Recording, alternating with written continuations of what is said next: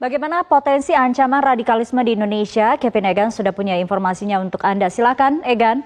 Ya, Sumi, terima kasih. Pemirsa, tidak hanya di lembaga pemerintahan, radikalisme juga tumbuh subur di dunia pendidikan, khususnya di kampus. Nah, berikut ini kami akan paparkan data dari sejumlah lembaga yang melakukan penelitian terhadap potensi radikalisme di Indonesia.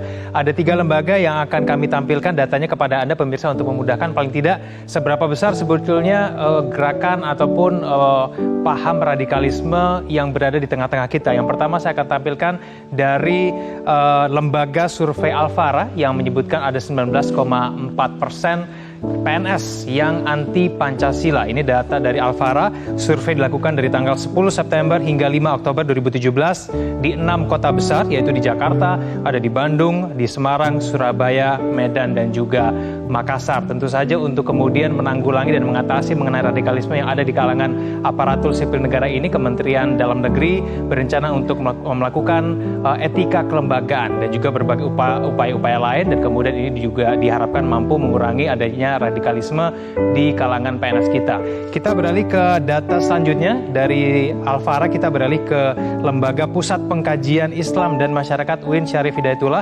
Ternyata intoleransi dan juga radikalisme tidak hanya terjadi pada kalangan ASN di dunia kerja, tapi kemudian juga terjadi di dunia pendidikan. Dapat Anda lihat ada 63,07% intoleran pemeluk agama lain, ini di kalangan guru, dan kemudian ada 36,92% toleran pemeluk agama lain. Anda bisa lihat mengenai bagan yang ada di sebelah kiri saya, sebagian besar memang jumlahnya 63,07 ini intoleran pemeluk agama lain.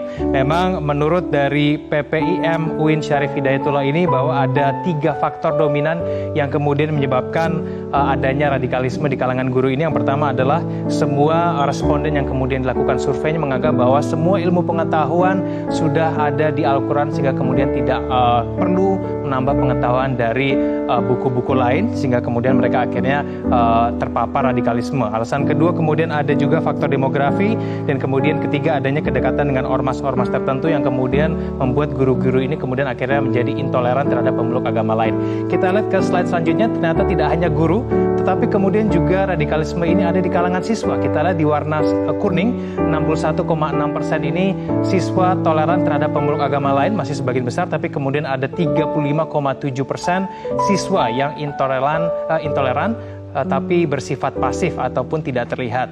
Dengan kata lain, diam-diam begitu. Lalu kemudian kita ke bawahnya ada berwarna hijau, 2,5% siswa intoleran aktif. Dengan kata lain, dia menunjukkan sifat-sifat intoleran dan juga radikalisme tersebut.